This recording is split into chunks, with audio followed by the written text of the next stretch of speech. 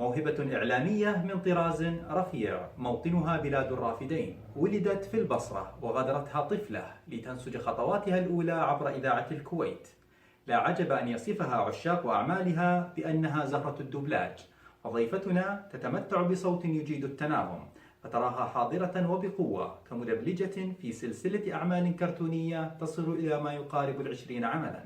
ومن هنا توالت نجاحاتها، ولتشكل بصوتها رافدا غنيا ترتوي منه أجيال وأجيال على مر الزمان.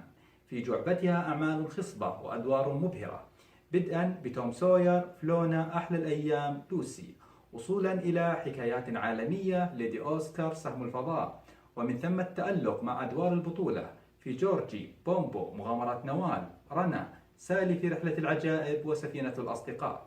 وفي مجال الصحافة والتلفزيون زاولت موهبتها الإعلامية، والتي تنوعت كمراسلة صحفية، مسؤولة تحرير، معدة ومقدمة برامج، مديرة مكتب لقنوات عراقية، ولها الكثير من المقالات في الصحف المطبوعة، وتعمل حاليا في جريدة الجريدة. ضيفتنا هي رمز للذكريات، وللذكريات الجميلة فقط. معكم في هذا اللقاء صاحبة الصوت الآسر والملفت، معكم إن شئتم الإعلامية والصحفية والمدبلجة إيمان حسين.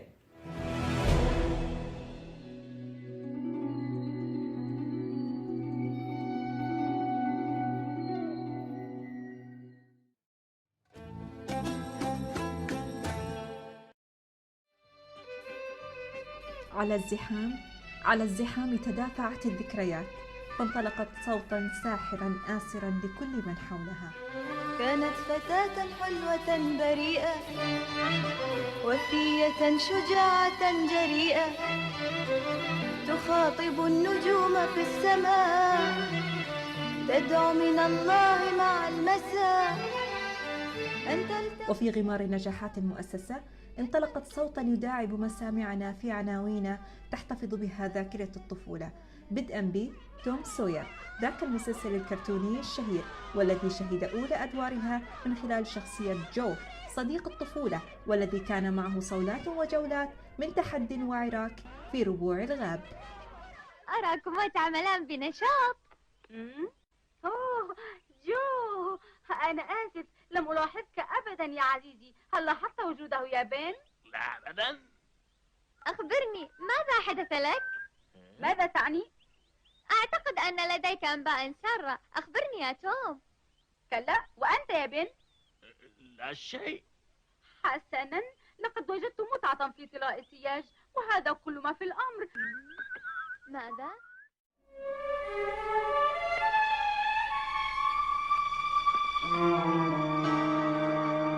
وفي عربة خيول في أحياء باريس الفقيرة كانت الكونتيسة بوليناك في مسلسل الليدي أوسكار، تلك المرأة المعتدة بنفسها إلى درجة الغرور والتعالي على الفقراء من أبناء الشعب الفرنسي.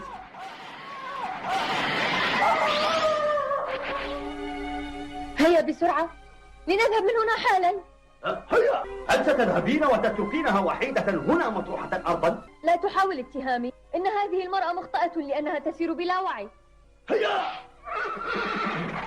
تعال إلى فرساي إذا كانت لديك أي شكوى. ومع طراز فريد من السيارات كانت بومبو، تلك السيارة المرحة بلون الشمس، خرجت من بيضتها لتبدأ مشوار العصفور برفقة صديقها أمين، والذي ساندها حتى التقت بأمها. هاي أنت أيتها السلحفاة البطيئة! أنا لست سلحفاة، أنا سيارة. لابد أنك تمزحين، لا أصدق، أنت بطيئة وتشبهين السلحفاة. نعم. حسنا، هيا بنا يا بومبو. سأريه الآن.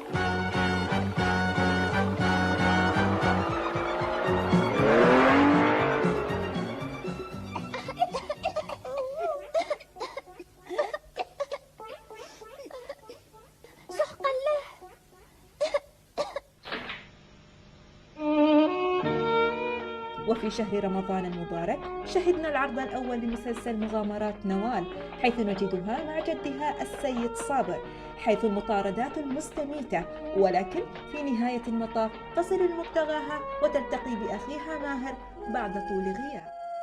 نوال، أنا ماهر. هل عرفتني؟ ها أنا ذا يا نوال، إنني شقيقك. أنت أخي ماهر؟ نعم أنا ماهر. أخي نوال. أخي العزيز، اشتقت لرؤيتك. كنت معه طوال الرحلة ولم ألاحظ ذلك، لم أعرفه أبدا. كان متنكرا بشكل جيد. كان عندي إحساس أنك ماهر، شعرت بذلك. يحكى أنه كان وكان قصص من ماضي الأزمان عبرت كالطير في باطنها، صارت ورأت كل مكان قصص للعبرة والسلوى، وبأجمل أسلوب تروى تحكي عن دنيا الحيوان لكن تعنى بالإنسان. ومن روائع الحكايات ودفء قصص الجدات كان مسلسل حكايات عالمية وقصص للأطفال، فبرعت في نسج أدوار ملونة وسط الحضور لتتوجها ضمن فئة النجوم.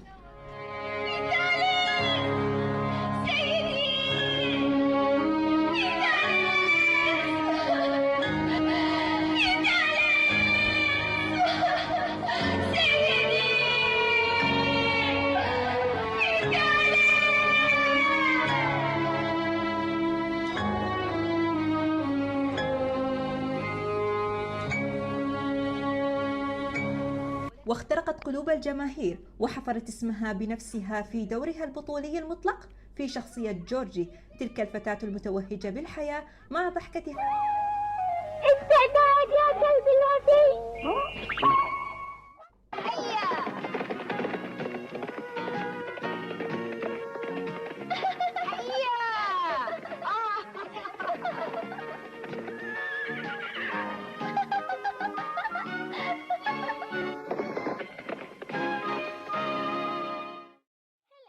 وفي عالم أقرب إلى الخيال تطل علينا في شخصية لافتة، سالي في رحلة العجائب، تلك الفتاة التي تسافر سيرا على الأقدام بصحبة الأصدقاء حتى تصل إلى مدينتها المفقودة، مدينة الزمرد. وداعاً وداعاً.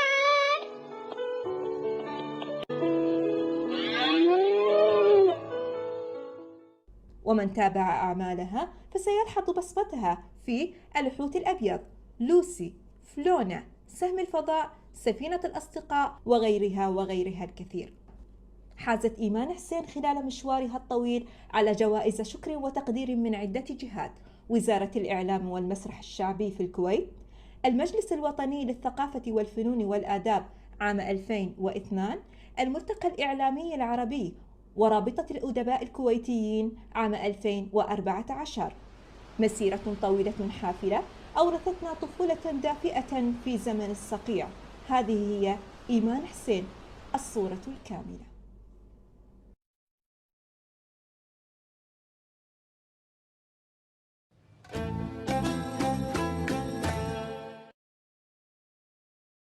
بسم الله الرحمن الرحيم. ضيفة اليوم الفنانة القديرة إيمان حسين.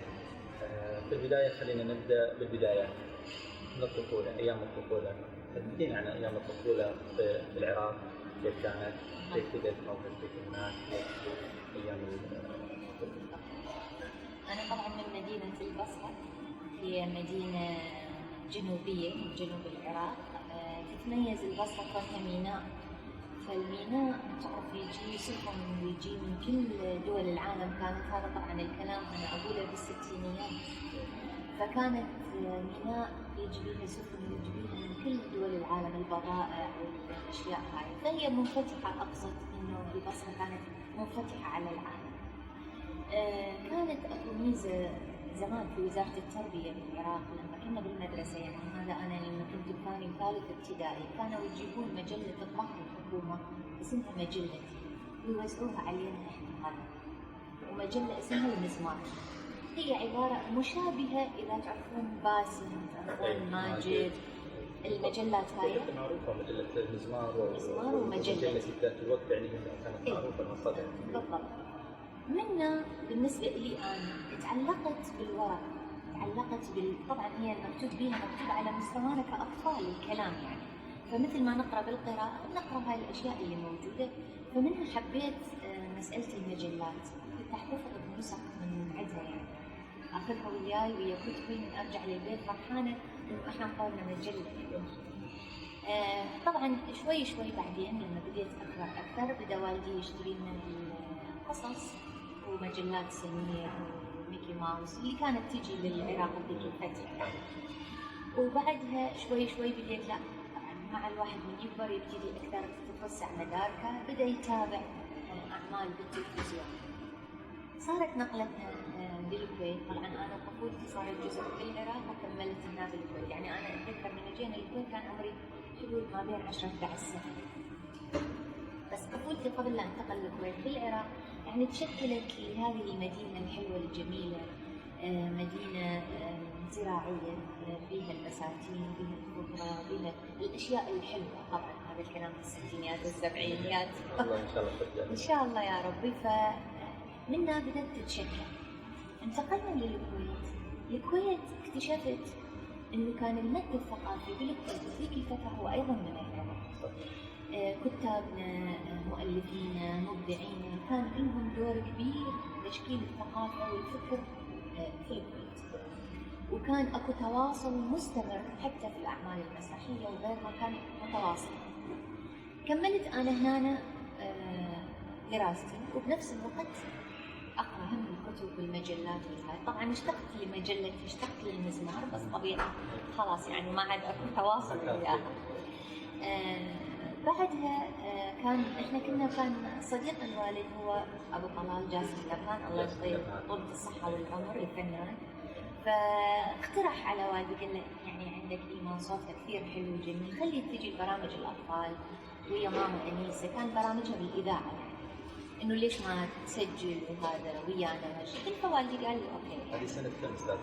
وهذا تقريبا بالثمانينات، بدايه الثمانينات 79 80. طبعا انا بهاي الفتره كنت اكتب، يعني صار عندي حب للكتابه من بعد القراءات هاي والمجلات والاشياء هاي، صار عندي حب اني اكتب، فاكتب قصص. انت وقتها تخرجتي ولا لسه؟ لا بعد ولا بعد، بس اكتب قصص. ووراها بديت اكتب وانزل بمجله كانت بالكويت تصدر اسمها عالم الفن، اكيد كلكم تعرفونها. تطورت العمليه انه لا، صرت اروح اسوي لقاءات لفنانين وانزلها بعالم الفن. قد ما انا حابه هذا المجال، يعني عمليه الكتابه والاسئله والحوار والتحاور كثير كنت احبه يعني. فسويت لقاءات ونزلت مجموعه يعني من لقاءاتي ويا فنانين كويتيين وفنانين ضيوف يجون للكويت من العراق، من مصر، من الاردن، من سوريا، وانزل ينشروا لي اياها في عالم الفن. طبعا بعد ما خلصت دراستي تطور الموضوع انه انا شفت نفسي انا طريقي بالصحافه، فاشتغلت في مجله اليقظه، قعدت حوالي تقريبا 9 سنوات. هاي الاثناء انا طبعا كنت اشتغل بالاذاعه اللي هي برامج الاطفال، ماما انيسه وبرنامج الاطفال الصغار اسمه كان الجمعه ينزل هذا، وهي ابو طلال وجاسم لبان. فبعدها كان يقول ايمان، هو جاسم لبان كان يقول ايمان ايش رايك بنيتي اكو مجموعه قاعدين يشتغلون دورات، ايش رايك انا اقترحت اسمك لان يردون اصوات جديده، يعني تعرف تطوير وتنويع بالعمل، يردون اصوات جديده، ايش رايك تجيني تجربين؟ قلت له اوكي، بس شنو الدوبلاج يعني؟ تعرف كان نقول دوبلاج مثل الاذاعه بس شاشه ولك شخصيه معينه انت تتابعيها وتتكلمين من تتكلم الشخصيه. عموما تعالي الساعه 5 يوم السبت، هذا الكلام كان يمكن الاثنين، يوم السبت راح اعرفك على الدكتور فايق، هو رئيس قاعده الدوبلاج مؤسسه الانتاج، وراح تشوفين مجموعه جميله من الفنانين وعراقيين وفي من الخليج ما كنت تتابعينهم مثلا بالتلفزيون لما تطلع اعمال بالتلفزيون؟ لا ما كانت لسه بداياتها يعني، مو هيك. كنا احنا تربينا على باباي، على تعرفون الاعمال القديمه، اغلب اللبناني، اي بالضبط اللبناني، الاشياء السندباد كثير انا حافظته واعرفه يعني وتابعنا، كان هو هذا الدوبلاج اللي كان المهم رحت سويت المقابله للدكتور، سوى لي تيست بصوتي، فكان ممتاز، يعني صوتك حلو ومميز إيمان. ما أقاطعك أستاذ إيمان، اللغة العربية يعني أبو قال لك ممتازة، يعني أنت لغتك العربية أصلا يعني كانت من البداية للفك، يعني كيف طورتي اللغة العربية؟ يعني بس من القراءة ولا في أكو شيء ثاني؟ لا هو طبيعي من القراءة ومن الدراسة، لأنه كان زمان من يدرسون خصوصا مدرسين اللغة العربية كانوا بصراحة يبذلون مجهود كبير جدا عشان يعلمك قواعد اللغة العربية، وأنت طبعا في سن صغير راح تحفظ، هي ما يعني العملية سهلة إذا واحد ركز فيها، فكانوا يعلمون القواعد بطريقة جدا يعني أنا أتذكر كانت أستاذتي ما أعرف إذا عايشة أو إذا متوفية الله يذكرها بالخير أو الله يرحمها، أستاذة خيرية مرفوض، هي مدرسة أستاذة عراقية، حتى كتبها يعني باللغة العربية كانت تدرس، وزوجها كان أستاذ لغة عربي جامعة الكويت أيضا، فهي بصراحة كان لها كل الفضل، علمتني عرفت من عندها القواعد اللغة العربية، وأيضا بالمناسبة هي كانت معجبة بي، عندي صوت مميز، فكانت تاخذني بالإذاعة المدرسة من يصير مناسبة الهجرة أو المولد النبوي أكتب كلمة أنا أكتبها وهي تشوفها وتنقح لي إياها بالقواعد وتخليني أطلع أقولها قدام طابور الصباح بالمناسبة، فأنا من هيك تعلمت اللغة العربية. طبعا هذا ما يمنع أني من دخلت قسم الدوبلاج ويا الدكتور فايق ويا المجموعة تعلمت منهم كثير. كان ويانا واحد الله يرحمه محمد هاشم أبو جاسم، هذا كان قليل اللغة العربية، كان يعني وإحنا قاعد نسجل إذا الحرف نطق تعرف أحيانا بالتركيز وهذا يطلع مثلا شوية الحرف رأسا هو صوتك تلقاه على طول غلط يوقف الصوت، فيصلح لنا لا قولي هالشكل أو سوي هالشكل. فطبعا شوي بدينا حفظنا اللغة العربية. أيضا كان فلاح هاشم كان دائما عند اللغة العربية أساس، يعني هو ويانا يسجل أيضا كان ينتبه لنا ويصلح إذا أكو خطأ.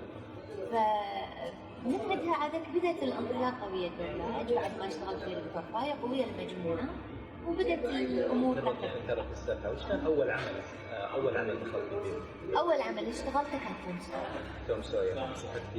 في شخصية توم الولد الأسمر اللي وياهم صديق العائلة. كانت شخصية بسيطة. كانت شخصية بسيطة، لكنك انت تدرجتي بعد توم سوير العمل اللي بعد توم سوير فلونة تومي بالضبط. تومي كان شخصية أكبر أوسع عن إياها. بعدها كانت لوسي كان الولد برضه اللي معهم اسمه بيلي كان أوسع دوره طبعا. بعدين أحلى الأيام أنطونيو، شخصية أنطونيو اللي هم بالصف في المدرسة. بعدها على طول الدكتور قال خلاص ما تاخذ جورج، فأنا أخذت جورجي. نبت البداية أي كانت جورجي البطولة جورجي، طبعا وراها بومبو وراها رنا. إيش كان إحساسك أول ما عرض عليك الدور إنه أنت إيمان حسين تاخذ جورجي دور بطولة؟ إيش كان إحساسك؟ طبعا أكيد أنا كنت في البداية شوية خايفة، لأنه أنا شايفة زملائي هم قبلي يعني بعمل أو عملين بدأ الدوبلاج، فهم يعني متمكنين، فكان عندي نوع من لازم الاختبار والامتحان إنه أنا أقرأ دوري بشكل جيد وأدقق على التصليح اللغوي بحيث إنه من أروح أسجل لازم أكون يعني درست وأكون مضبوطة يعني مثل هذا. وغير هالشكل تعرف الدوبلاج يعطيك إحساس كلش حلو، هو إحساس بالآخر. شلون بالآخر؟ لأنه إحنا مجموعة نسجل مع بعض. أنا لو تأخرت أو قعدت أتأخر بالتسجيل كل شوية أأثر على زملائي، يهبط الليفل، يتعبون. الدكتور مثلا بالكنترول يضايق لأنه إحنا كل ساعة قاعد نعيد نفس الجملة يطول الوقت، فيصير عندنا نوع من التراخي، نوع من الخمول.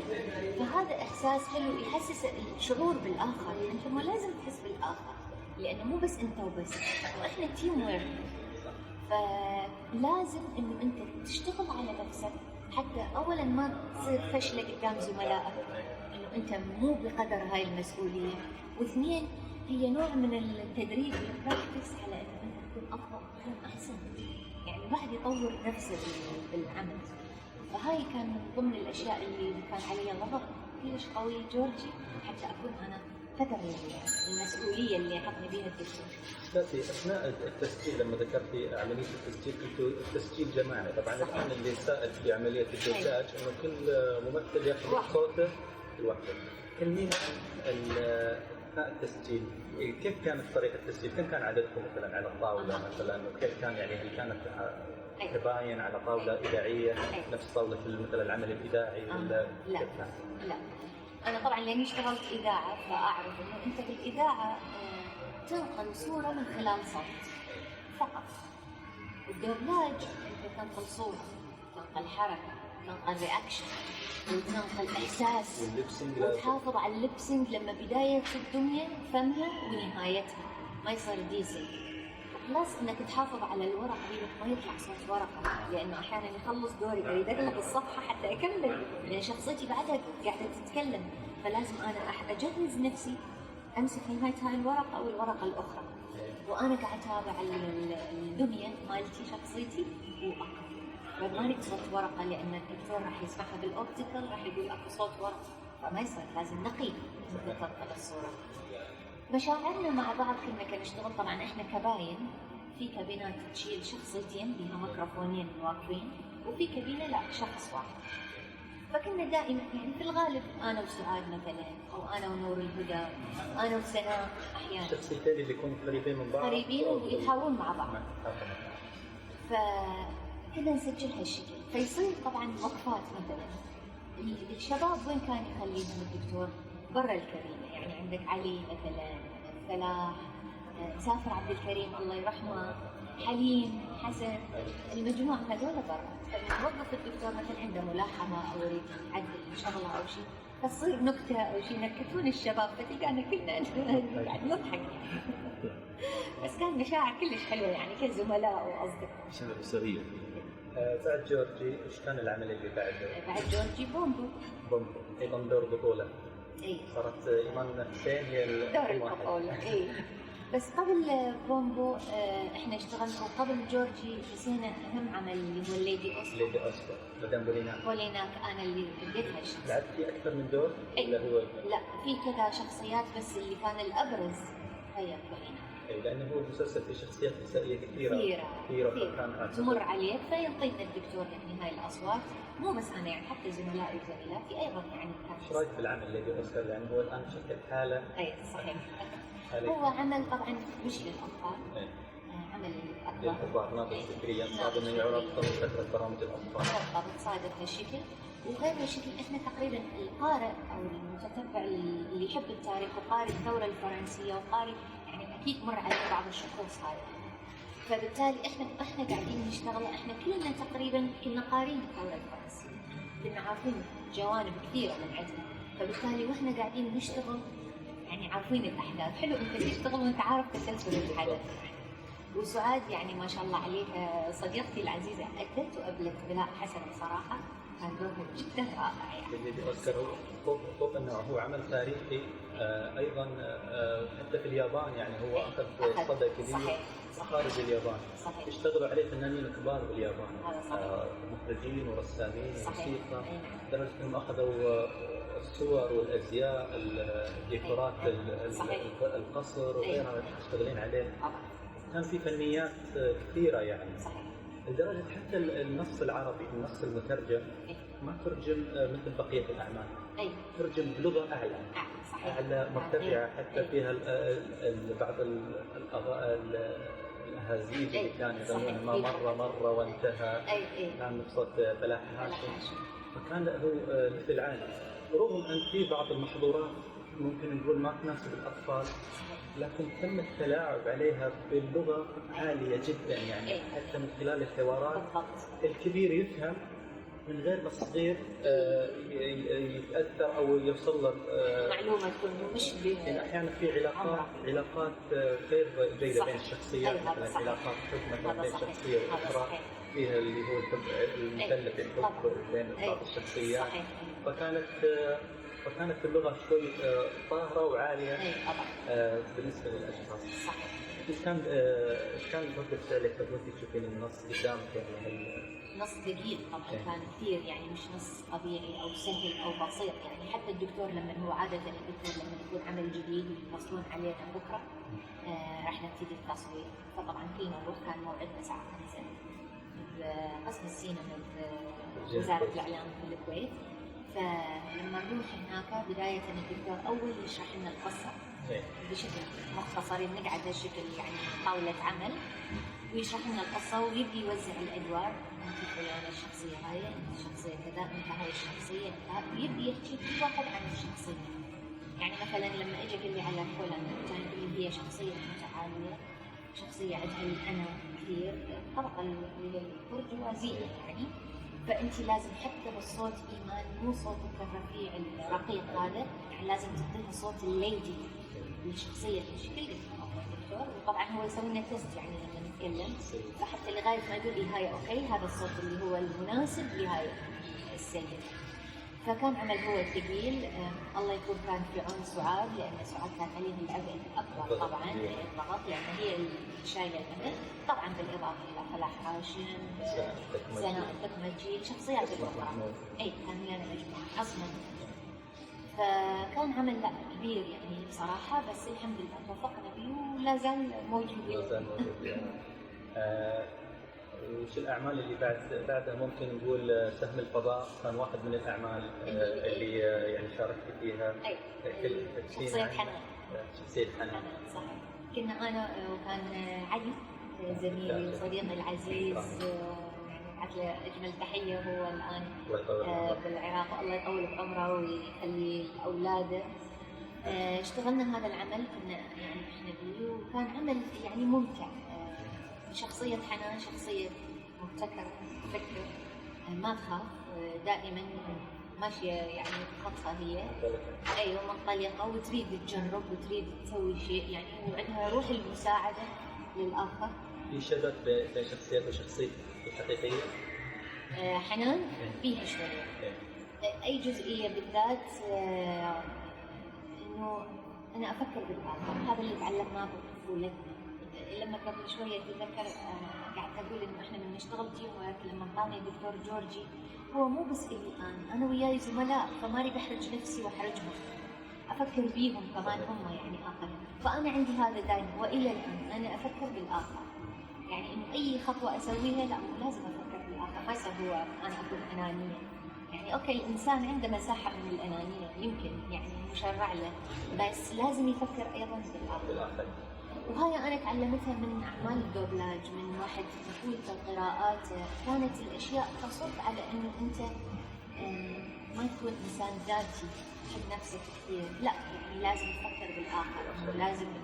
للأسف الآن ما قاعد أشوف هذا الشيء، يعني ما قاعد أشوف إنه مثل أطفالنا يفكرون بالآخر، روح المساعدة، روح إنه الواحد لا إذا واحد مر بموقف يوقف وياه ويساعده، هاي ما عادت موجودة للأسف. وهذا يرجع يمكن للأعمال اللي تقدم أو للتكنولوجيا اللي موجودة اللي صارت أغلبها يعني لسه ما قامت تغرس الشغل هذا في ما عندهم وقت إنه يعيش هاي التجربة أو يعيش هاي اللحظة أو يعيش هاي الأحاسيس. هاي جدا مهمة ترى، هي اللي تكون الشخصية. فحنان كانت من هالشخصيات. حكايات عالمية. الله. حكايات عالمية كانت مجموعة كبيرة من القصص قمت فيها بأدوار مختلفة كثيرة. تحكين عن هذه التجربة. قصص عالمية أنا على المستوى الشخصي كإيمان حسين يمكن حتى زملائي وزميلاتي كثير أثر بيهم هذا العمل. أولاً لأن قصص من التراث العالمي. طبعاً بعض القصص إحنا نعرفها وقارينها، وبعض منها جداتنا كانوا يحكوا لنا إياها بالليل وإحنا قبل لا ننام. فهو شكل عندنا حالة، هاي الحالة الحنين لهذا التراث الجميل الحلو اللي أي لحظة تنفض عنا الغبار ويطلع من عنده جواهر وجواهر، سواء كان بأفلام كرتون أو حتى على قصص ومسلسلات تقدم. مثل أتذكر مسلسل جحا اللي مثل الفنان القدير إبراهيم الصلال، إذا تتذكرون كان برمضان 30 مسلسلي المفضل. 30 حلقة يعني. فشوف هذا تراثنا الجميل إنه أنت لما تطلعه تلقى فيه الجواهر ولا زال، وحتى لو بعد سنوات إذا جيت التراث راح تلقى. حكايات عالمية كنا من ندخل العمل كان الدكتور مسوي لنا مجموعتين، لأن تعرف هي الحلقة بها كل ربع ساعة قصة، فخلى مجموعة تقرأ وتتابع برا قصة، ومجموعة ثانية قرأت تدخل تسجل. على ما هم يطلعون ندخل احنا مثلا المجموعة الثانية حفظت أدوارها، قرأت تابعت ضبطت اللبسن وندخل نسجل. كان من أروع ما يكون حتى المقدمة مالته بالنهاية صوت أصالة يعني بجيل يعني كثير أثر بينا، يعني هاي الكلمات الجميلة اللي ما ممكن ننساها يعني متهيألي. سبحان الله كانت الأعمال عمل رائع متكاملة من عدة نواحي، حتى الملحن نفسه يعني أحيانا في ألحان هو يألفها مثل حسن نازك يعني كان يعني يعطي طبعة خاصة لدرجة أحيانا كنا نتأثر بالشخوص اللي نديها، خلاص نديناها ربع ساعة وطلعنا، بس أحيانا نطلع برا نردد الحوار اللي إحنا قلناه. على مستوى الشخصيات وتنوعها، كل شخصية يعني مثلا في جورجي هي شخصية جورجي فقط يعني تأدينا، لكن في مثلا حكايات عالمية كل حلقة في شخصية جديدة، هذا ما كان تحدي بالنسبة أكيد طبعا، لأنه أنت أحيانا مثلا هالحكاية مثلا أدينا دور الأرانب الصغيرة اللي أمهم توصيهم يبنون منزل أو يبنون بيت، وإنه ديروا بالكم من الذيب لو إجاكم، أو يعني تكونون إيد واحدة.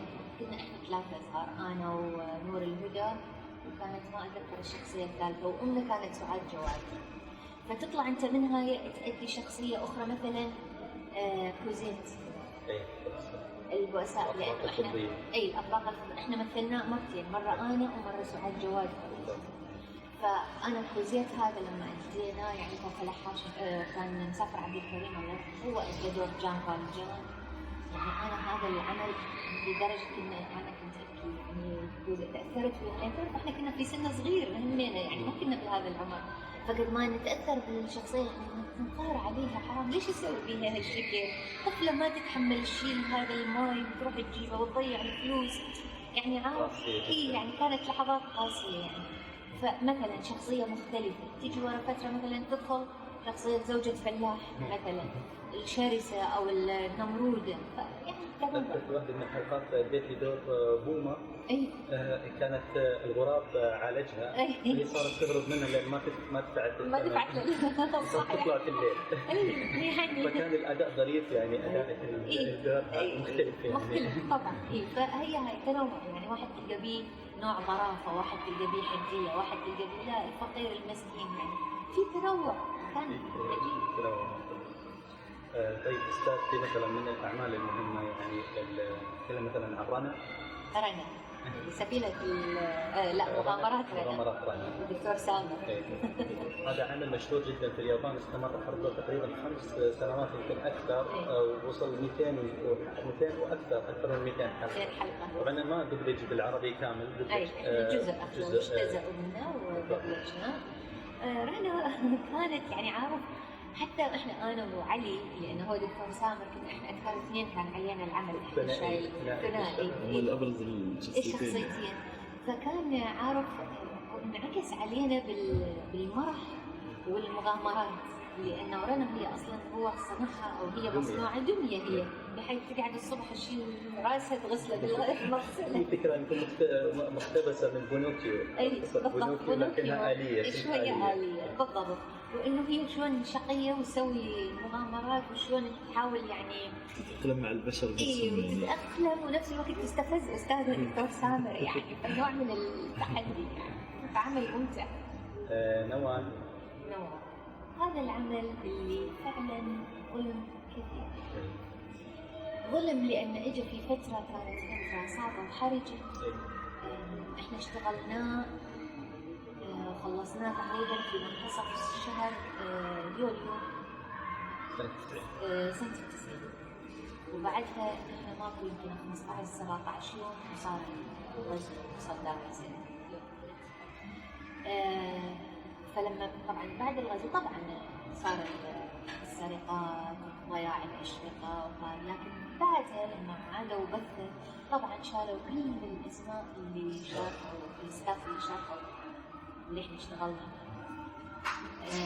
طبعا كان شيء يعني يحز بالنفس وتنقهر، بس نفس الوقت يعني يقول هم حقهم، يعني هذا اللي صار. احنا عراقيين والاعصاب مشدوده، فبالتالي مهم من حقهم، يعني معقوله تحطوا لهم عمل باصوات عراقيه واسمائهم موجوده، ولسه ما برد الجرح، ما برد عشان نقدر نسوي هالشكل يعني. فانا كنت يعني اقدر هذا هذا الشيء يعني أو أحس فيه، فبالتالي يعني هو هذا ظرف تحملناه كلنا يعني احنا كمقيمين عراقيين او حتى اخوتنا بالكويت يعني. بس فعلا عملنا والعمل جدا حلو وقصة كثير جميلة، لكن ما اخذت حقها صراحة بالشكل اللي يعني افترضناه. في عمل آخر اسمه قصص للأطفال، هو شبيه بحكايات عالمية. صحيح. أيضا أعتقد دبلجته في أواخر قبل الغزو. صحيح. هذا العمل ما اشتهر كثير. أيوة. كان مظلوم شوي أيضا هذا مظلوم. هي شوفي هاي الفترة اللي اشتغلنا فيها هاي الأعمال، وكان أكو جزء من افتح يا زمزم اشتغلنا به دوبلاج الثالث. هذول تقريبا 3 أعمال كثير ظلموا لأنه ما أخذوا حقهم، ما نجحوا، ما نقدر نقول ما نجحوا لأنه ما أخذوا حقهم، ما انعرض حقه بالعرض عشان الناس تشوفه. القصص كانت كثير حلوة على فكرة، يعني هي كأنها جزء أو امتداد لحكايات عالمية بس برؤية شوية قد تختلف إلى حد. طيب خلينا نسألك مثلا عن الثنائيات اللي شكلتيها مع زملائك الفنانين، زي ما قلت قبل شوي مع الفنان علي إبراهيم شكلت الثنائي أكثر من عمل. هذا صحيح. أيضا مع نور الهدى صدري. صحيح. شاركتوا أيضا كثير من الأعمال، مثلا في نوال كنت أنت وياه هي دور ليل. صحيح. صحيح. دور نوال. هذول تقريبا ما أدري حسب متابعتي هم أكثر شخصيتين أنت شكلت الثنائيات. صحيح. أي. هو احنا العمل وبعدين لان احنا دول اشتغلناهم بعد مجموعه اعمال اشتغلناها مع بعض، فاكو روح مشتركه بيناتنا في كيمستري، تواصل صار بيناتنا، ففاهمين بعض يعني عارف. لما جينا نشتغل اعمال مثل هاي اللي هي بيها الثنائيات تحديدا، يعني انا ونور، انا وعلي، في عمل انا وفلاح واحد من الاعمال، سعاد انا وياها بجورجي مثلا، وكانت نور الهدى الثلاثي. فهذا يخلينا عندنا نوع من واحد يعني مثل واحد يساعد الثاني، واحد يريد يساعد الثاني، نجي نكمل. واحد يقول جملته، طبعا الدنيا احيانا بعدها ما خلصت، انا الحوار عندي خلص المكتوب لي، فنكمل من عندنا، صار عندنا نوع من الخبره انه نحط مثلا اليس كذلك نعم، او نكرر كلمة ارتجالي حتى تغطي انت اللبسنج مال المقابل اللي هو الثنائي. الشخصية اللي هي ناطتني ايضا مجال، يعني ما صار واحد يركب على الاخر في الحوار، لا هو فاهم انه انا مساحتي اليوم اخلصها يدخل هو، وكذلك العكس. إيمان حسين حبوبة، طيبة، رقيقة، ذكية، حريصة ومجتهدة. مجتهدة كونها إعلامية، ومجتهدة كونها ممثلة دوبلاج متمكنة. إيمان حسين بالنسبة لي ذكريات ما زال ضوء أريجها يعطر كياني رغم مضي أكثر من ربع قرن على تلك الذكريات. إيمان حسين وينها عملنا ثنائيات غاية في الجمال، أذكر منها بومبو والشرير في مسلسل بومبو، رنا وسامر في مغامرات رنا، حنان وسيف في سهم الفضاء، فرفور ورنين في سفينة الأصدقاء، والكثير الكثير الكثير من الأعمال التي اشتركنا سوية. وحقيقة أنا عندما أعود أحيانا لبعض المقاطع من تلك الأعمال أجدها أعمالا رائعة تستحق أن تكون خالدة. كان الصدق عنوانا لها، كانت المهنية العالية أساسا لها، بدءا من أستاذ العظيم الدكتور فائق الحكيم مؤسس الدبلجة الخليجية، وانتهاء بالمبدع الكبير أستاذي وزميلي فلاح هاشم. وبين هاتين الشخصيتين الفذتين المبدعتين نقف أنا وزملائي ننظر بحنين وشوق إلى تلك التجربة الإبداعية الثارة. إيمان حسين سلاما وأمنا ومحبة. إيمان حسين أتمنى لك حياة مزدهرة. إيمان حسين اسمحي لي أن أتقدم باسمك بوافر شكري وعظيم امتناني لمنتدى كايزولاند، هؤلاء الشابات والشباب الأكثر بالرائعين والذين يبذلون جهودا كبيرة لاستذكار وتكريم عمالقة الدبلجة الخليجية. إيمان حسين شكرا لك إيمان حسين. شكرا لكايزولاند. إيمان حسين، أنا في شوق جارف لرؤياك بعد طول غياب. سعاد جواد قلت لي ايضا كانت من الاشخاص اللي سوت صحيح. سعاد انا شهدت بها مجروحه يعني، لان سعاد صديقه عزيزه. كنا تقريبا نقضي اغلب الوقت يعني قبل الدورلاج من الصبح، يعني احنا نخلص دورلاج مثلا على 12 وشويه نرجع لبيوتنا. هم طبعا كانوا يسكنهم بفنادق لأن هم جايين من الإمارات، من الشارقة. إحنا مقيمين يعني هنا بيوتنا موجودة، فأكو تواصل يعني. هي سناء يونس كنا نطلع مع بعض، مهل مصري ياما كنا نطلع مع بعض وياه، يعني نكون طلعات حلوة. يمكن مشاركاتكم بالكويت ما كانت كثيرة قدر مشاركاتكم يعني فيها. مثلا الفنانة سناء يونس أغلب مشاركاتها كانت في العراق. أي. شاركت في العراق، شاركت في لوسي واعتقد في حياة عالمية. أي. هنا بالكويت كان لوسي في حياة عالمية، لأنه كان يصادف مثلا إنه تصوير افتح يا سمسم. فبنفس الوقت احنا يكون عندنا تسجيل دوبلاج، فنستغل وجودها الدكتور فيجيبها، لأن تعرف مؤسسة إنتاج البرامج هي لكل دول الخليج ومن ضمنها العراق واليمن، فكان يفترض لازم من السعودية يجون فنانين من البحرين ويانا مثل يوسف أبو هلول، يعني لازم يجيبون من الدول المشاركة تشارك بالعمل. صديقتي العزيزة الفنانة المتميزة إيمان حسين، إنسانة مجتهدة جدا وملتزمة في عملها وعندها مواهب كثيرة. هي كاتبة وهي مقدمة برامج ناجحة، وطبعا في الدوبلاج أبدعت إيمان، أبدعت في جميع أدوارها. عندها صوت حنون دافئ جميل ونبرتها رائعة يعني. أنا عندي معها ذكريات لا يمكن أن تنسى. تعجبني بساطتها وقلبها الطيب الحنون، وهي إنسانة متفانية في عملها لأبعد الحدود. هذه هي إيمان حسين. فنانة سناء تكمل. أم سيف. أم سيف هاي من الشخصيات اللي عارف براءة، مثل قبل التسجيل قلت لك سناء تمثل لي البنت العراقية البريئة الحبابة أم بيت احنا نقول يعني، اللطيفة الودودة يعني. هي شخصيتها كثير رائعة.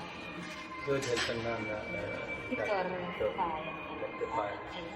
دكتور فايق كان هو مثل الأب، مثل أخ كبير إلها يعني، نحس محترمة كثير.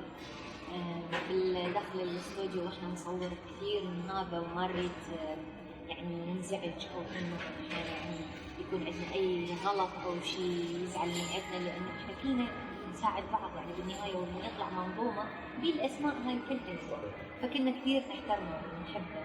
وكان أيضا لي علاقة حلوة ويا سناء، إنه إحنا كنا نتزاور، كنت أزورها كثير دائما بالبيت. كان ابنها صغير ونسيف، كنا نشيله نلعب وياه، وبعدين جت بنتها أيضا علا، فرحنا بيها كثير وحلوة منها كأنها دوش كلها حلوة، فكانت أيام يعني ذكريات حلوة.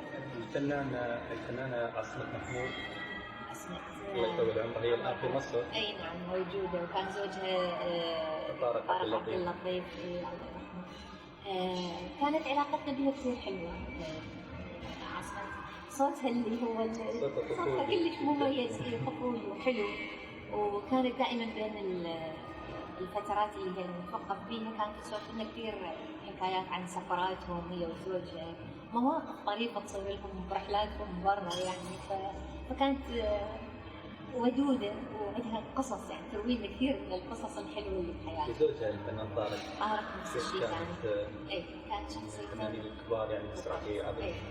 هو من المسرحيين، كان يدرس في المعهد العالي للفنون المسرحية، وكان أستاذ كبير. فأيضا كان من الستاف اللي ويانا، كان يكون شخصيات اللي واحد يكون شرس، واحد يكون مجرم شرير. إيرانيين كان هو الشخص المقنع. الفنان جاسم النبهان. جاسم النبهان هو الأب اعتبر لأنه هو كان صديق الوالد، وهو اللي وصلني للدوبلاج وعرفني فيه مثل ما ذكرت لكم بالبداية. واشتغلنا طبعا كثير أعمال سواء في الإذاعة أو بالدوبلاج، يعني اشتغلنا. كان هو صوته مميز صراحة. وكان أكثر في تقارب، سوينا مثل ثنائية بسفينة الأصدقاء، لأنه هم كانوا من ضمن الشخصيات اللي ويانا بالمسلسل. فطلال يعني الله يطول عمرك. طبعا لا شك ان اللي اصغر سنا ذاكرته بعد يفرق. فيمكن قد تتذكر بنتي ايمان حسين تتذكر احداث واعمال يمكن في السابق لي انا ناسيها، لكن انا ما انساها هي ولا انسى بالشاركه وياي في اي عمل بالاعمال، يعني من بدايتي الى يومنا هذا. ايمان كانت من المثابرات، وتذكر كذلك اختها عندها اخت رحمه الله عليها في الدوس كانت رائعه كذلك معانا في هذا في الاعمال الدبلجه بالذات. ايمان شاركتني بالكثير من اعمال الدبلاج وبعض اعمال الاذاعه لما كنت ماسك ركن الاطفال في هذاك الوقت. كانت سنوات، والكثير من انا ارتاح جدا لما يذكرني ابنائي او زملائي الصغار اللي كانوا معي بهذاك الوقت يذكروني، ارتاح جدا واحس اني قدمت على الاقل خدمه، وهذا شيء رائع منك يا ايمان. شكرا لك ابوي. الفنان عبد الناصر الزايد. عبد الناصر صديق اعرفه من قبل الدوبلاج، وزوجته يعني اي نعم، يعني احنا اصدقاء كثير من زمان من قبل. وبعدين لما صار الدوبلاج كان يشتغل هو ويانا، وفتحية كمان كانت تشتغل ويانا. بعد تحرير الكويت كان هو اشتغل مين عمل، يعني انا ما كنت موجوده فيه. العمل الثاني جازورة اتصل علي وقال انه عندنا عمل دوبلاج، لان هو صار رئيس القسم، فقال عندنا جازورة وشخصية كثير حلوة، وأنا كنت أشوفها أقول إيمان صوت إيمان عليها لازم.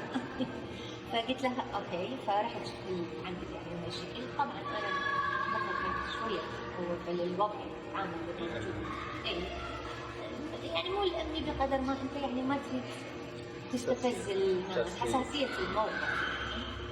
فجانب لا بالعكس، يعني أنت صوت مميز وإيش ناس تتابع ويشكل، فلا ما في شيء. واشتغلنا جازورة نجح، يعني حقق نجاح، بس ما أعرف هل الناس ما هل تتابع مثل ما كان قبل الأعمال الدوبلاج. يعني هو أنا أحس ما أعرف أنتوا إذا في شيء كان مفقود، يعني أحس شيء مفقود بالصورة إيه، يعني أكو شيء ما أعرف شيء. طبعا هو نجح وتوزع وبثوه بكل دول المنطقة يعني، واحنا كنا فرحانين انه كان ويانا مجموعه من عمان، كان ويانا من البحرين، من السعوديه، يعني كنا مجموعه. محمد حامد شومري كان ويانا، يعني اللي هو الان مخرج كبير، كان اشتغل ويانا العمل، يعني اتذكر من الاسماء اللي اتذكرها. بس وبعدها ما صار شيء. بعد سنوات احنا اللي نتواصل دائما انا وعبد الناصر، فاتصل علي قال اكو عمل لتلفزيون سلطنة عمان، عمل يعني هو يمثل شخصية محلية، يعني طفل عماني، كرتون محلي مرسوم محليا بنفس الزي العماني. اسمه حمود. فقال انا شايف انت شخصيا يعني يركب عليه هذا الصوت. قلت له اوكي، فقال ممكن تجيني تشوفينه وهذا. فرحت له مؤسسة موجودة، يعني مش مؤسسة إنتاج، لا مؤسسة أخرى يعني تبيع عمل دوبلاج وإنتاج. فشفت العمل حلو كان، بس هي كانت يعني شنو الحلقات صغيرة، يمكن 10 دقائق ربع ساعة، قصيرة جدا، بس بيها تنطي للأطفال يعني معلومة إنه أنت شنو الصح تسوي، شنو الغلط ما تسوي، يعني كل الأشياء تربوية. شارك فيها حد من المجموعة كانت فتحية طبعا أيضا شاركت فيه، وبعد ما أعرف والله شخصيات لا ما أعرف شخصيات. هلاو يا مرحبتين، أهلا بالأستاذة القديرة إيمان حسين بومبو، وشخصيات عديدة لا تعد ولا تحصى في مجال الدبلجة. يا مرحبتين فيك، ونورتي الشاشة ونورتي هذا اللقاء، ونحييك. وأنا أحييك شخصيا، وبصراحة بصراحة أقول لك أنت صوتك وايد حلو ومناسب لكثير من الشخصيات. أرحب فيك في هذا المجال. وأيضا أقول أن بسألك سؤال، هل كنت تتوقعين وإحنا ندبلج هذا الحضور وهذا التواجد حتى بعد مضي أكثر من 20 سنة؟ من زملائك اللي شاركتي معهم، وأيضا في كثير من الأعمال. الله يرحمه الفنان مسافر عبد الكريم. هذا الذي الله يرحمه كان فنان عظيم. كانت يعني الله يرحمه. اي طبعا الله يرحمه. هو مسافر طبعا متميز بصوت، متميز جدا. عنده درجات بحيث يغير صوته. وفي جانب آخر يمكن أنتم ما تشوفونه على الشاشة، دمه كثير خفيف مسافر، بحيث يعني نوقف وقت اللي يصير وقفة وإحنا بالاستوديو يعني ممكن يقول نكتة، يعلق تعليق يخلينا نموت على روحنا من الضحك يعني. والدكتور برا بالكنترول، يا شباب خلاص تسجيل ما في ضحك. هو فهد يعني هو بالاستوديو يسوي لنا اشياء ما فينا نفسنا يعني نضل نضحك. فكان من الشخصيات ما تنسى لأن دمه خفيف، عنده حضور، وبنفس الوقت كفن يعني هو موهوب جدا. وكان اكو نوع من منو يكون ملك الدوبلاج. انا ملك الدوبلاج يعني. كان دائما يشكل كل يوصل حتى يعني مركز المتقدم. بالضبط. طيب الان نروح للملك الدوبلاج فلاح هاشم. فلاح هذا اللي تسميه سهل الممتنع. شلون؟ لانه هو مجموعه مواهب، مجموعه فنانين في شخص واحد. يعني تريد يكتب كلمات، تريد يألف، هو مؤلف رائع. تريد ممثل بارع، تريد مخرج نفس الشيء. فهو يعني ما شاء الله عليه عنده شوية مواهب، مجموعة في شخص واحد. يعني هو أنا مثل ما قلت مجموعة فنانين في شخصية واحدة. يعني لدرجة كان مثلا بسلامته وقف يقولوا له مثلا احنا عندنا مشهد عن كذا، هسه لازم تكتب لنا 3-4 سطور كلمات الشعر يعني حتى نسجل. يقول له نعطوني 5 دقائق كتبوا يلا خلاص اكتب. يعني هالشكل عنده الملكة هاي. طبعا بالشعر كتابة يعني أستاذ يعني. كان أيضا أتذكر هو سوى مسرحية السندريلا هدى حسين اشتغلتها، كانت من أجمل المسرحيات اللي سواها. كانت من ضمنها أغنية اسمها لو عندي فستان. هي تبكي إنه هي ما عندها لأنه زوجة أبها وبناتها اللي هم يلبسون وهي هدومها رثة يعني قصة السندريلا. فهي تبكي صوت تخيل هدى حسين الجميل واللحن الرائع الحزين. أبكتنا وإحنا قاعد نشاهد العرض المسرحي. على فكرة كان في شك إن إيمان حسين هدى حسين سحر حسين في صلة قرابة. صحيح كثير سألوني هذا السؤال حتى بالطريق أو بنروح مكان عندي أوراق رسمية، فأقول لهم لا هي هدى إحنا بس أسماء متقاربة. واشتغلنا مع بعض إذاعة أنا وياها برامج أطفال كثير ويا ماما أنيسة. وكان كنا ثلاثي أنا إيمان حسين وهدى حسين وكان داوود حسين. وأتذكر هنا نوع من الطرفة إنه كنا من نهاية كل شهر نروح ناخذ المكافأة من وزارة الإعلام، فنروح أنا اسمي مثل إيمان حسين ثامر. كان داوود مسكين دائما داوود حسين هو مهدي الاسم الثالث، فيلقى داوود حسين ثامر ويروحوا يقولوا لهم غلط هذا هويتي يعطلوها إلى على ما يصحح لها. بس احنا اصدقاء يعني ما في تقارب بين هدى حسين، لكن احنا اصدقاء وهي شخصيه جدا رائعه من الفنانات المبدعات الى الان وخصوصا في مسرحيات.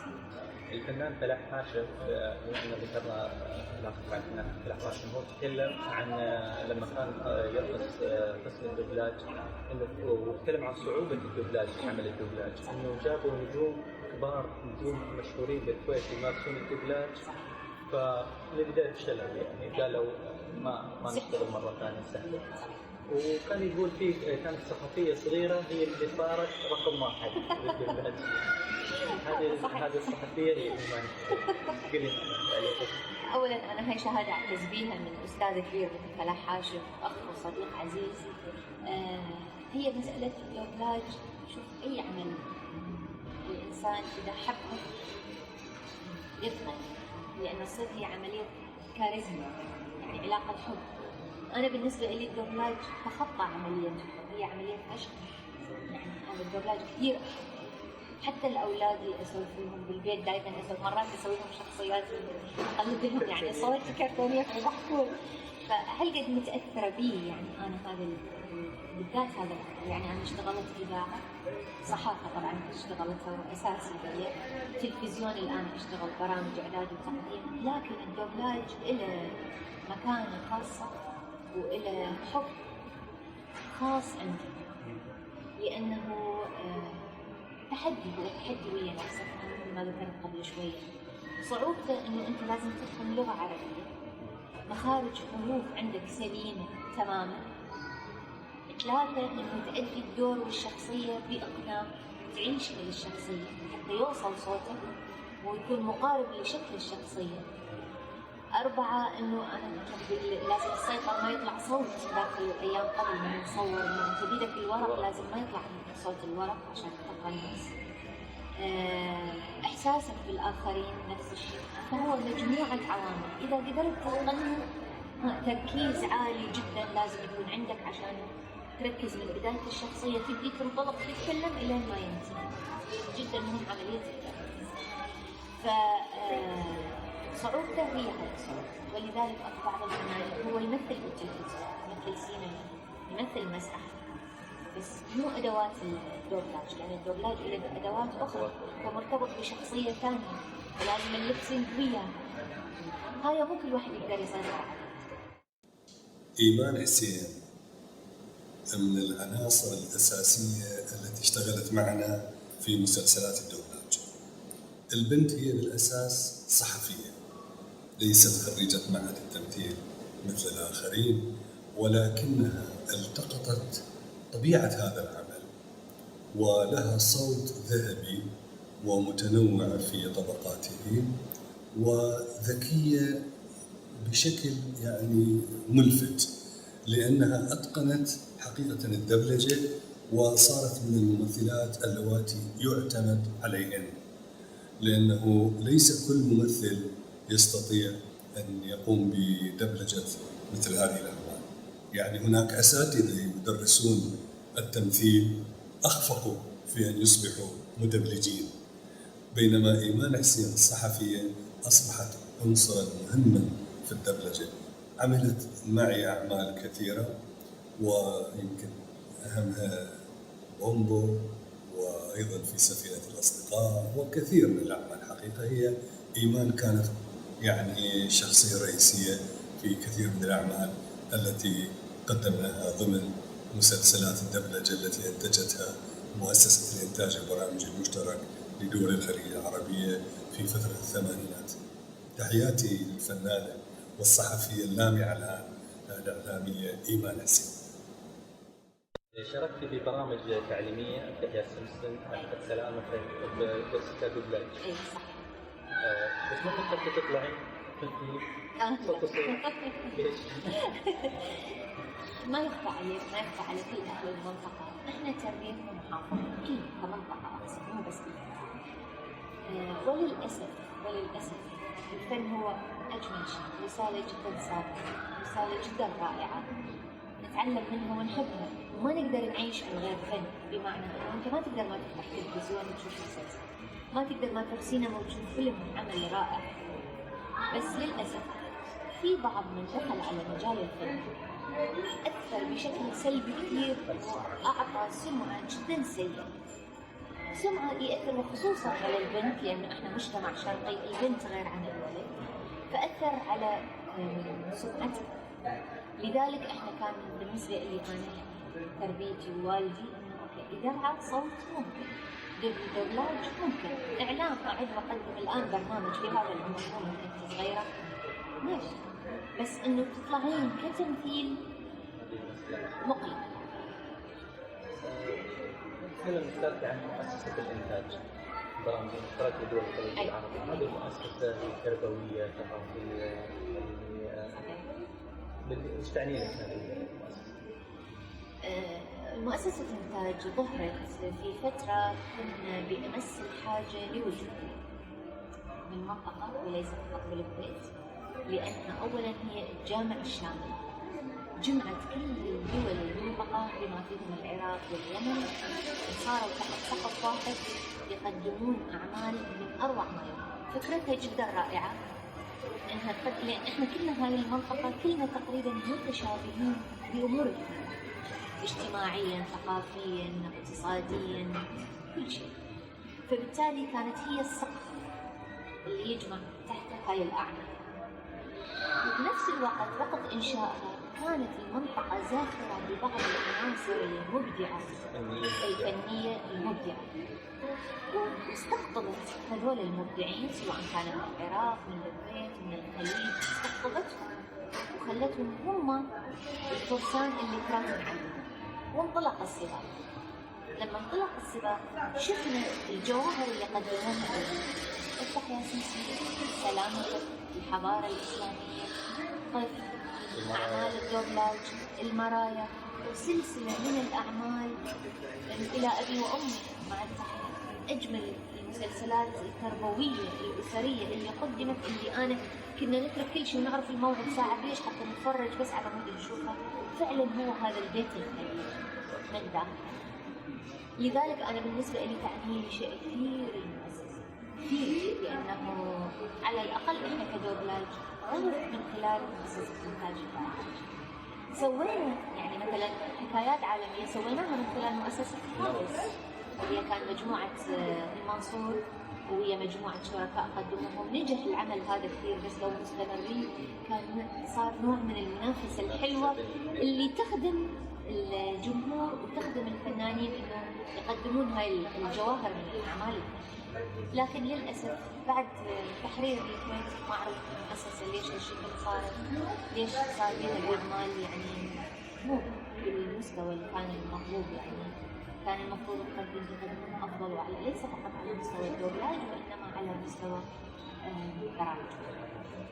نرجع للدوبلاج. الدوبلاج لما كنتوا تعملون كفريق واحد كان في روح ألفة ومحبة بين الأشخاص اللي شغالين في الدوبلاج، هذا انعكس على جودة العمل.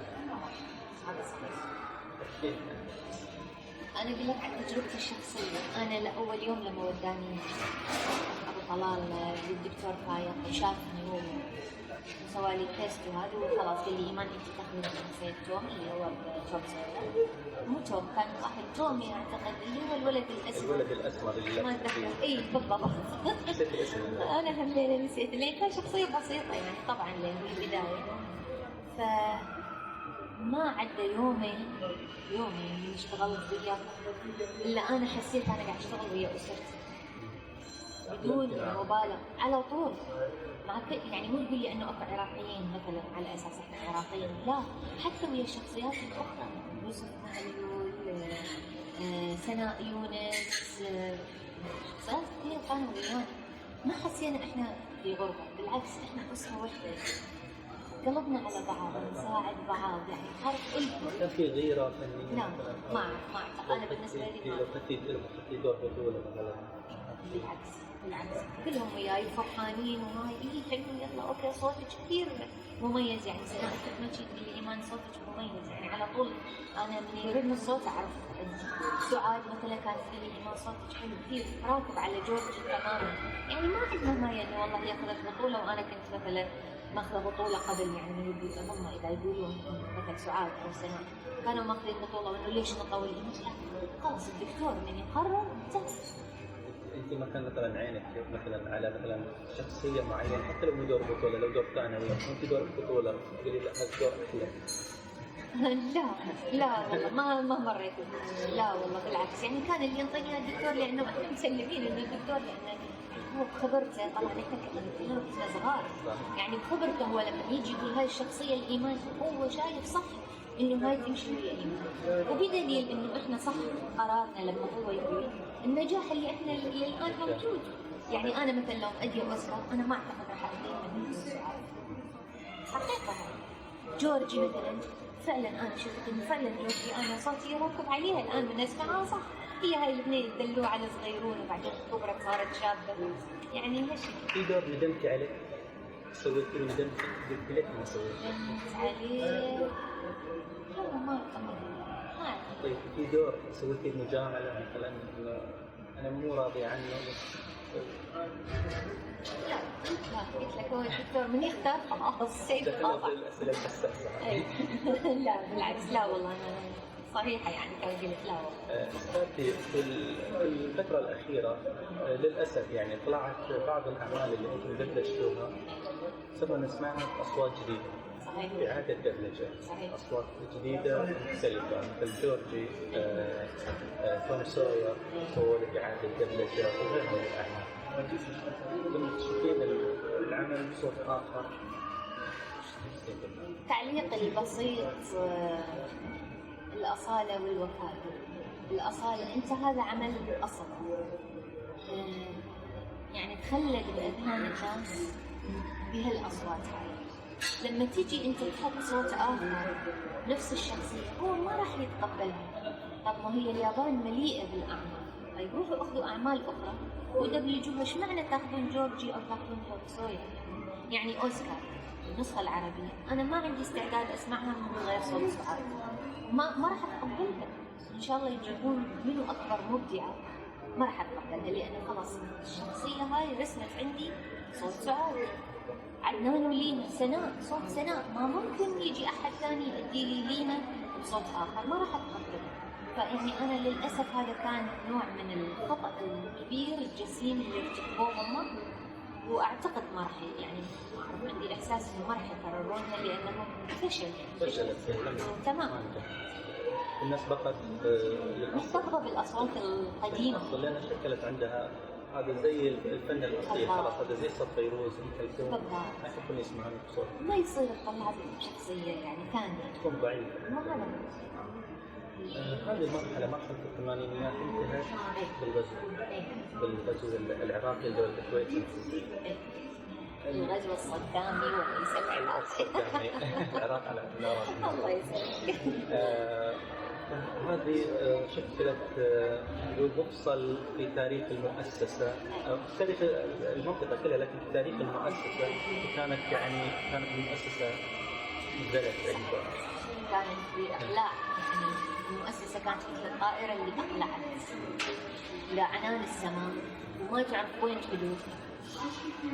شوف الغزو هو مو بس أثر، إذا سمحت لي هنا تعليق بسيط أنا دائما أقوله، للأسف الغزو مو بس أثر على مؤسسة إنتاج البرامج. الغزو إذا جينا نلاحظ نقرأ دراسة متأنية هدم كثير من القيم والمبادئ، هدم حتى لو تشوف العلاقات الحالة الثقافية كلها تغيرت، الحالة الإنسانية لأنه بين ليلة وضحاها أخ يسطو على أخوه يسرق من عنده. يعني عارف هاي المنظومة منظومة إحنا متربيين ودائما نتربى على أنه دائما أنت التزام ظهر إلى تساعده توقف وياه تمام تسانده. هي معنى الأخوة مو إلا فقط بس من أمك وأبوك الأخوة اللي هي الجيران الأهل الأصدقاء المعارف تمام. هالشيء اللي احنا تربينا والأعمال كلها إذا تشوف ذيك الفترة كلها تصب بهذا التوجه. الأعمال الفنية العربية حتى المسلسلات والأفلام العربية ترى كان بها كثير من هذا الشيء. بعد التسعين الكل نزل على كل هاي المستويات. المستوى الاجتماعي عادي صار إنه الواحد أكبر من عمره ويجي يصيح بوجهه ويعصب عليه وممكن يمد إيده يتطاول عليه ويختلف وياه. هاي ما كانت موجودة. الكبير إلى احترامه، أعرف إنه الكبير أحيانا هو يخطئ بس أنا ما عندي الجرأة إني أواجهه أقول له أنت أخطأت، لأنه هذا كبير بالعمر. أحترم الشيبة مالته.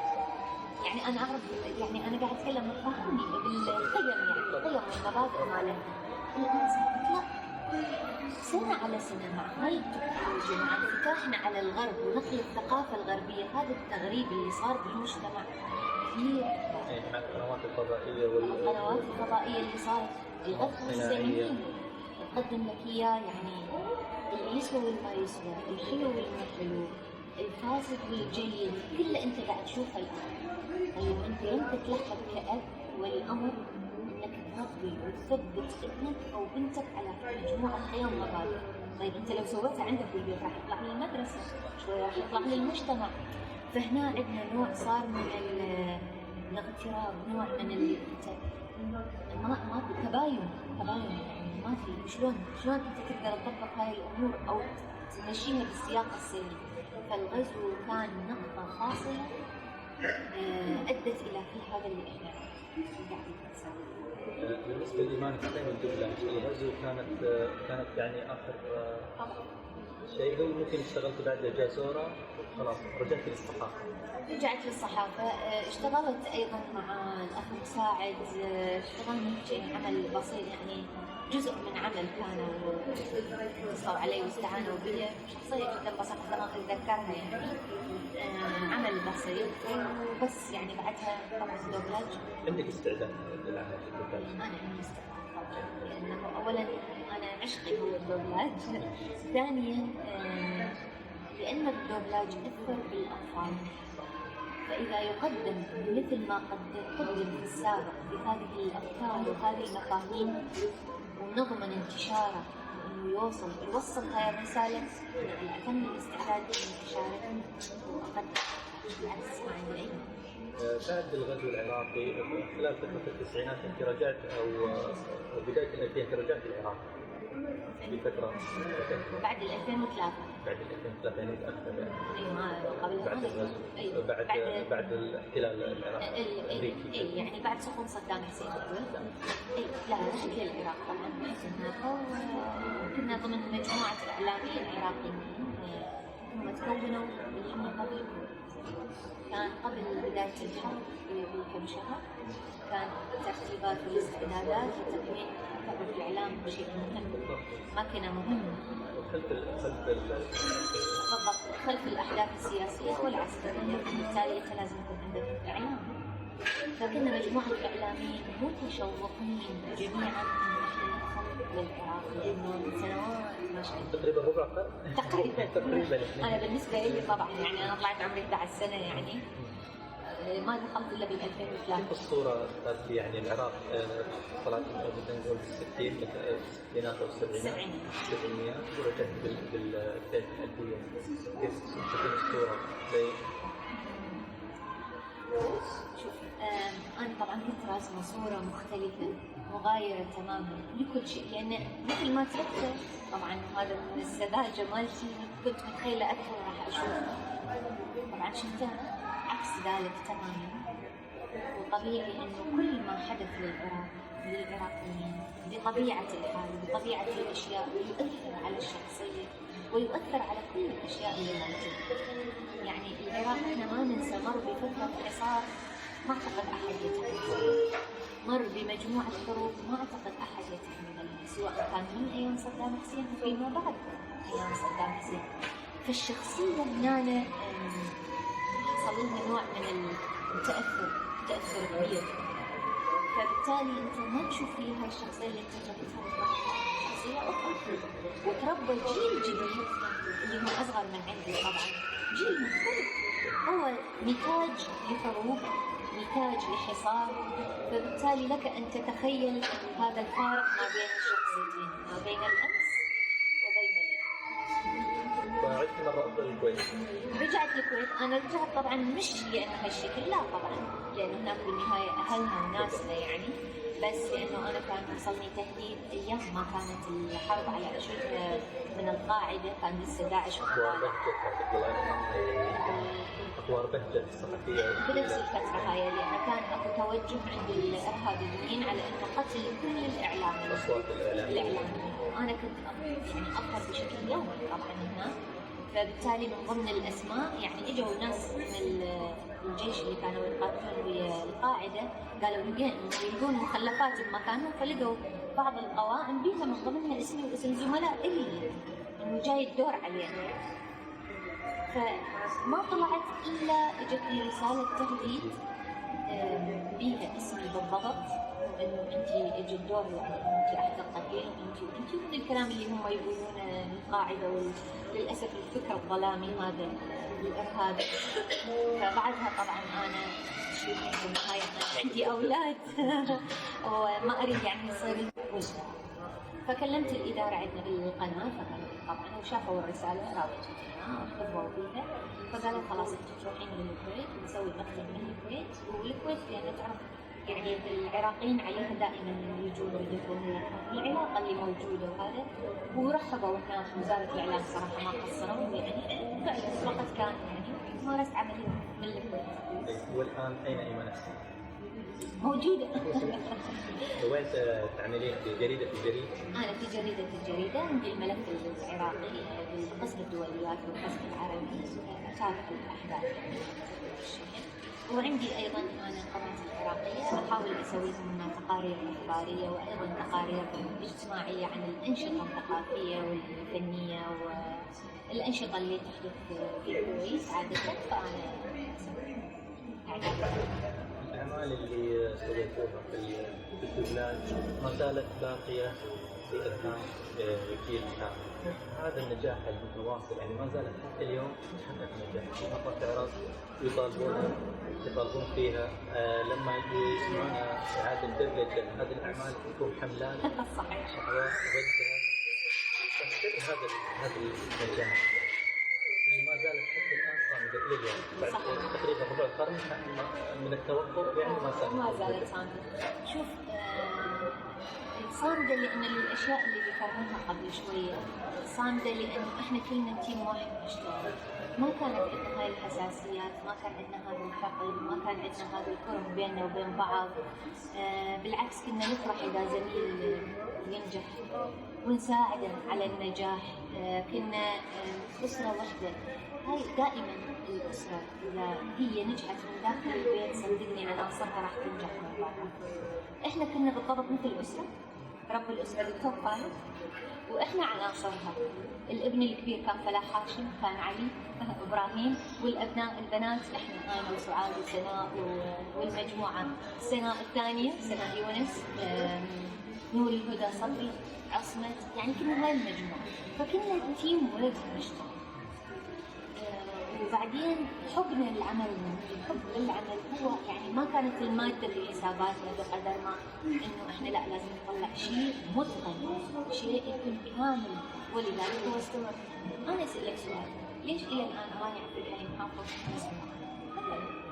ليش أغاني ناظم الغزالي إلى الآن مسموعة ومحبوبة الناس؟ لأن بالضبط مخلصين. هو طبيعي أنت راح تاخذ أجره، يعني ماكو عمل الواحد ما يسويه ياخذ عليه أجره، بس مش هو هذا الهاجس. والهاجس إنه أنا على ممكن فلوس يلا خلص بسرعة حتى أدخل عمل ثاني. لا ما موجود. أنا أتقن هذا عملي وأديه وبذاك الوقت أوكي إذا توفر عمل آخر ليش لا. فهي هاي الفكرة يعني هذا السر. مواقع الإنترنت كانت ساحة حب ولهفة في السؤال والبحث والتحقيق عن إيمان حسين من قبل الكثير من المحبين في أرجاء وطنها، وكتبت عديدا من المواضيع وأنشئت صفحات باسمك. هل كنت على اطلاع على هذه المواضيع؟ يعني كنت تكتبين بالنت الجيم مثلا الناس تدور إيمان حسين؟ أنا يمكن ما أعرف إذا يعني الآن متابعيني يعني يتفاجئون. أنا من الجيل القديم، التكنولوجيا جديدة علي. يعني أنا علاقتي بالنت هو فقط علمنا أتذكر أنا لما كنت هاي لازم أذكرها في الشرق الأوسط لما فتح مكتب بالكويت جريدة الشرق الأوسط ومجلة سيدتي. أنا كنت مسؤولة تحريرها في الكويت مدة 9 سنوات. فعلمونا هم علمونا كان بداية ظهور الكمبيوتر والإنترنت. فعلمونا دورة، هذا كان الحكي بال91-92. فعلمونا دورة عن شلون نصل الكلام بعد ما كنا نكتب بالقلم وشلون نرسله. كان مكاتبنا بلندن الرئيسي، شلون نرسله لندن، نرسل إيميل عبر إيميل وأيضا نرسل الصور. فمنها بدت علاقتي بالإنترنت. فظلت هاي المحدودية فقط إنه أنا أرسل موضوعات للعمل فقط. بعدين بعد فترة لما صار سقوط صدام حسين بدينا إنه لا، لازم يكون عندك إيميل تتواصل ويا العالم كله. فصار عندي إيميل أراسل اللي هو حكم عملي، شغلي، معارفي بسيطين. بعدها الآن قبل فترة كلش بسيطة بديت أعرف إنه لا نسوي بحث وندخل ونشوف ونقرأ يعني، وعذروني لأني أنا ما كنت أعرف هاي الأشياء، بس شوي شوي بديت أتعلم. على رأس الأشخاص اللي كانوا يبحثون عن أماكن حسين، كان الله يرحمه شاب قطري رحل عن عالمنا قبل سنة تقريبا، اسمه محمد المري. كان يستخدم معرف في مواقع التواصل الاجتماعي في المنتديات، عاشق إمام حسين الله يرحمه. في هذه المقابلة طبعا كان في لهفة إنه شوف إيمان حسين ويسمع خبر عنه الله يرحمه. تفضل نسمع منك كلمة على روح الطاهر. أول شيء الله يرحمه طبعا، وأنا كثير حزنت لما عرفت هذا الموضوع. طبعا أنا في من أيضا المعجبين أعمال جورجي وبومبو وغيرها، كانت ليدي زمان وكانت شين هم أول قال هاي القصة يعني هذا الشاب. طبعا زعلت كثير بصراحة يعني، كان نفسي أنا هم أشوفها يعني، لأنه تعرف من أولادك يكبرون ويفرحون بيك وبإنتاجك يعني تودك تلتقي بيهم. بس للأسف طبعا الله يرحمه ويا رب إلى المغفرة، وإن شاء الله يا ربي روحه تسكن الجنة. بس ما أقول إلا أنا كنت أتمنى أني ألتقي بيه، وكنت أتمنى ندردش يعني أشوف هو شنو الأشياء اللي يحبها مثلا من أعمالي يعني جورجي، رنين، رنا، بومبو، لأنه أنا اكتشفت أغلب الأولاد يحبون بومبو لأنها سيارة والبنات يحبون جورجي ويحبون رنا إلى آخره. فألف رحمة عليه، الله يرحمه والله يصبر أهله يعني.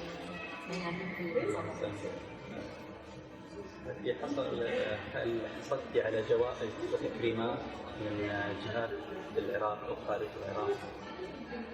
طبعا بالعراق كانت التكريمات على أساس أنا قدمت بعض البرامج خلال بعد 2003 يعني، وكان في تكريمات من نقابة الأدباء العراقيين، أيضا من نقابة الصحفيين العراقيين، من قناة الفيحاء، لأن لفترة أنا كنت اشتغلت فيه فترة المدير الإقليمي لمنطقة الفيحاء بغداد. حصلت في تكريم الجائزة، أيضا حصلت من الملتقى الإعلامي الكويتي، أيضا حصلت على تكريم قبل سنتين 3. أيضا حصلت من المسرح الشعبي الكويتي على تكريم، كان بمناسبة ألفت كتاب اسمه بقايا الشمعة عن الفنان الراحل عبد العزيز المسعود، تذكرون أعماله، كان عنده من أشهر مسرحياته ضاع الدين، كانت ويا محمد المنصور ويا منصور المنصور وهيفاء عادل. أنا ألفت عن الكتاب هذا، الكلام كان بال 84 أو 83، فحصلت على تكريم أيضا من المسرح الشعبي وأيضا من وزارة الإعلام الكويتية. أنا بالدبلاج ما ولا هو الدبلاج دائما تذكرونه الكتابة؟ لا أبدا، أنا التكريم هو أنتم يكفي يعني، هذا الجيل اللي أنا ما كنت متخيلة أبدا إنه أصل جيل يتابع، وإنه هو عنده هذا الإخلاص لطفولته واللي ما تعلق في طفولته من أعمال. أعتقد هو هذا أكبر تكريم يعني، ما أعتقد أكو أحد يحب أكثر من هالشكل. هذه المقابلة اشتغل عليها مجموعة كبيرة، ترى مش أنا بس، أنا والأخ نواف عبد السلام، يعني في كثير من الأخوة كانوا يشتغلون في الكويت. سنتورة من الإمارات، الأخ مبارك من الإمارات، أيضا في مؤيد محفوظ من السعودية، نعم. خالد بن معرفة بن من أيضا من الرياض، فهذول كلهم ينشون لك سلام وتحياتهم من المقابلة. أنا نفس الشيء أهديهم كل تحياتي، وأتمنى إني أشوفهم ألتقي بيهم، وهم على فكرة متواصلين وياي أيضا على الانستغرام عبر حسابي، فأنا سعيدة كثير بيهم، بحسهم هم هذا النبراس أو هذا القبس اللي أنار هاي الأعمال اللي قدمناها بالسابق، وأتمنى لهم التوفيق من ضمنهم طبعا ومن ضمنهم نوار. في نهاية هذا اللقاء كلمة تحبين تقولين لجمهورك؟ أنا أحب أقول لهم إنه أتمنى فعلا من كل قلبي إنه يا ريت يرجع الدبلاج ويقدم أعمال بمستوى ما قدم في السابق، أعمال فيها هاي القيم، فيها هاي المبادئ اللي تصنع الإنسان، اللي تكون شخصية الإنسان، وأيضا فيها نوع من الثقافة والمعلومات اللي ممكن الواحد كان طفولته يستفيد منها ويتعلمها. أيضا أقول لهم إنه هم عليهم دور إنه هم كجمهور أيضا يساهم ويختار العمل السليم، لأن إحنا في مرحلة أو في فترة نحتاج إنه الإيدين تتقاطع حتى نطلع من هذا المأزق اللي فرض علينا بشكل أو بآخر، إنه لازم نرجع لحضارتنا، نرجع لتراثنا، نرجع لهذا موروثنا الثري بالأعمال الجيدة والممتازة، إنه نرجع مرة ثانية نفريها من جديد. شكل هذا المقابلة وهذا الصدر أعطينا من وقتك الكثير، الله يسلمك. نبي لك مجموعة من الهدايا. شكرا تسلم. حاولين بس قدر الإمكان ضد شيء من الجميل، حاجات يعني رمزية. العفو. هذا درع شيء مثل في الجميع يعني. هذا درع تذكاري من منتديات كاي سلام، اسم إيمان حسين. زي ما قلت لك حرصنا يكون الاسم الخط اللي نكتب فيه اسم إيمان حسين هو الخط نفس اللي كنا نشوفه بالتلفزيون، خط الفنان يوسف العجوز. فعلا هو كان الخطاط من الأعمال اللي كويس. أخذناه على شكل بصمة. شكرا جزيلا، يعني أنا سعيدة بهذا مجموعة أخرى. أنا أعتقد ما عندك محتفظة بالأعمال الكاملة. لا والله ما عندي.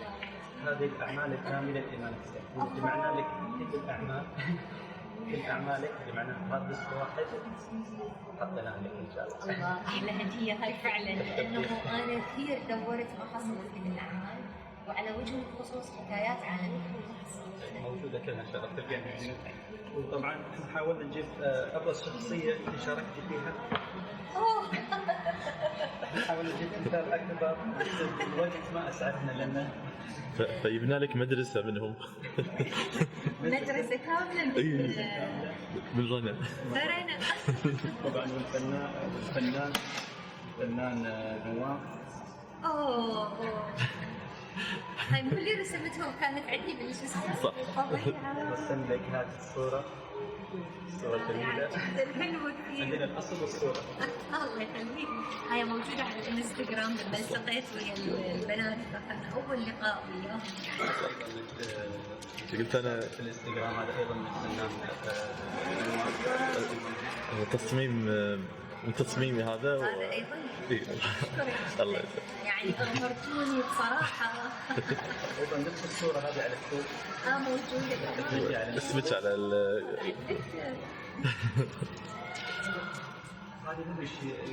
هذه مثل تعليقينها بالسيارة. أنا قايستها قبل لا هذه. أشوفها قد عشان تصير نفس المقاس ولا. طبعا انت تستاهلين اكثر. يعني حاجه بسيطه، حاجه رمزيه يعني ان شاء الله. يعني انا ما تعرفون قد فرحانه، يعني ما متخيله حقيقه، يعني انه فعلا اكو ناس هالشكل يعني تحب طفولتها وتحب هاي الاعمال الحلوه ان شاء الله. هذا شيء بسيط الرد فيه الجميل يعني. على فكره نظل يعني على تواصل، يعني المقابله هذا اكيد اكيد يتابعونها ناس كثيرين، كلها اصداء، بيكون في تعليقات، في ناس بتقول ليش ما سالت السؤال الفلاني. صح. لكن كل الاسئله موجوده في الحساب. ان شاء الله نطمح في لقاءات اخرى ان شاء الله. ان شاء الله، وانا اتمنى تبعثوا لي اللينك، لانه ابني البارحه قال لي على طول اول ما يوصل تبعثوا لي اياه، لانه هو يدرس في امريكا. طبعا مقابلات سابقه مع فنانين الكبار، سناء بتمجيد، فنانه الزواج، طلعت هاشم، علي تاجر، غيرهم من الفنانين ايضا من لبنان ومن الاردن ايضا، كلهم شغالين بالدبلاج. سوينا مجموعه كبيره من المقابلات معهم، فانت سميناك زهره الدبلاج. الله يخليك. ان شاء الله نطلع ان شاء الله لمقابلات اخرى ان شاء الله بقيه الفنانين. اكيد ان شاء الله يا ربي، واتمنى لكم كل التوفيق، وانا فعلا فخوره وسعيده بكم، ونبقى على تواصل أكيد يعني. إن شاء الله تطور المملكة.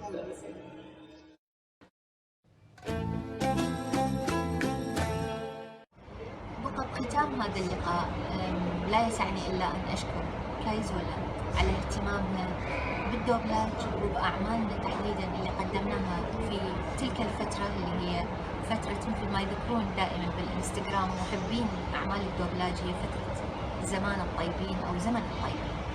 أنا أشكركم وأوجه لكم تحية كبيرة فعلا من القلب لأنكم أنتم توثقون وتأرخون هذه الأعمال وتأرخون أيضا لقاءات مع من قام بهذه الأعمال. أشد على إيدكم وأتمنى لكم كل التوفيق. وأيضا أنتم ليس فقط في الدوبلاج تأرخون كل ما هو يتعلق بتراثنا أنتم تحفظونه. كثر الله من أمثالكم يعطيكم ألف عافية. هذا إهداء خاص للأخ حسين عبد الرضا وأيضا لسامي اللي ما أنسى دوره إنه هو علمني شغلات كثيرة على الانستغرام. هذا سر لأنه أنا ما أعرف فهو كان كثير يتواصل وياي ويعلمني شلون أنا بعض التفاصيل بالانستغرام.